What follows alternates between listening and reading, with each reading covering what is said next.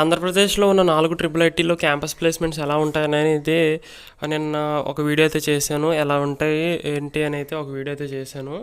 అయితే ఆ వీడియోలో కామెంట్ సెక్షన్లో ఒక బ్రదర్ అడిగారు, బ్రదర్ ఇప్పుడు బీటెక్ సెకండ్ ఇయర్లోనే వాళ్ళకి జాబ్ ఇచ్చేస్తే మరి 4 ఇయర్స్ కంప్లీట్ అవ్వకుండా వాళ్ళకి జాబ్ అలాట్ చేస్తున్నారు అయితే ఒక కామెంట్ అయితే అడిగారు. సో బ్రదర్ దానికి ఏంటంటే వీళ్ళు ఇప్పుడు జాబ్ ఇచ్చేసారు కదా, వాళ్ళు జాబ్ చేసుకుంటూ ఇటు 2 ఇయర్స్ ట్రిపుల్ ఐటీలో కంప్లీట్ చేసేస్తారనమాట. 4 ఇయర్స్ కంప్లీట్ అయిపోయిన తర్వాత వాళ్ళకి జాబ్కి వెళ్ళిపోతారు. అంటే ఆల్రెడీ జాబ్లో ఉండే ఎగ్జామ్స్ అనేది రాసుకుంటారు. అంటే మామూలుగా మీకు చెప్పాలంటే ఇప్పుడు డిగ్రీకి ఇంటర్కి ఓపెన్గా కట్టి రాస్తూ ఉంటారు కదా, అలాగే వీళ్ళు కూడా అక్కడ జాబ్ చేసుకుంటూనే ఇక్కడ ఎగ్జామ్స్ అనేది రాసుకుంటూ ఉంటారు. మిడ్స్ కానీ వీకెండ్ ఎగ్జామ్స్ కానీ ఏవైనా కానీ. సో ఈరోజు ఆర్టికల్ అయితే చూద్దాం. అధ్యాపకుల సలహా, విద్యార్థుల ప్రతిభ, లాక్డౌన్ సమయం సద్వినియోగం, ఆన్లైన్ ప్రాంగణ ఎంపికల్లో ట్రిపుల్ ఐటీ విద్యార్థుల రాణింపు. Nuzvid news today.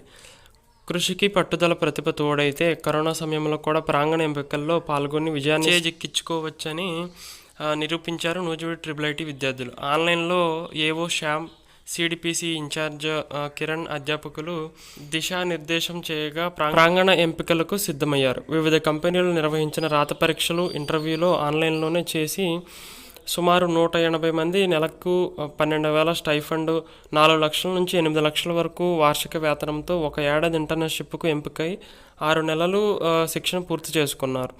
మరో 10 మంది విద్యార్థులు తృతీయ ఈసీఈ విద్యార్థులకు నెలకు 30,000 స్టైఫండ్, ఏడాదికి 20 లక్షల ప్యాకేజీ బెంగళూరుకు చెందిన ఎనలాగ్ డివైజెస్ అనే కంపెనీలో 2 నెలల ఇంటర్న్షిప్కు ఎంపిక చేసుకోవడం విశేషం.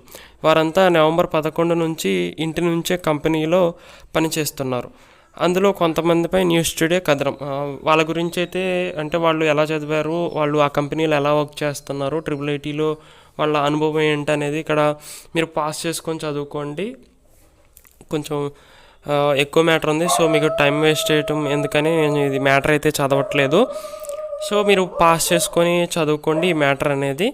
సో కొంచెం పక్కన డిస్టర్బెన్స్గా ఉంది, నాకు సిగ్నల్ ప్రాబ్లం వల్ల నేను బయటకు వచ్చి వీడియోస్ అయితే చేస్తున్నాను. సో అదొకటి నోటీస్ చేయండి. ఇంకోటి మీకు లైవ్ ఎప్పుడు పెట్టమంటారని అయితే కామెంట్ చేశాను. ఈరోజు మ్యాక్సిమం అయితే ట్రై చేస్తాను లైవ్ పెట్టడానికి. Okay, thank you.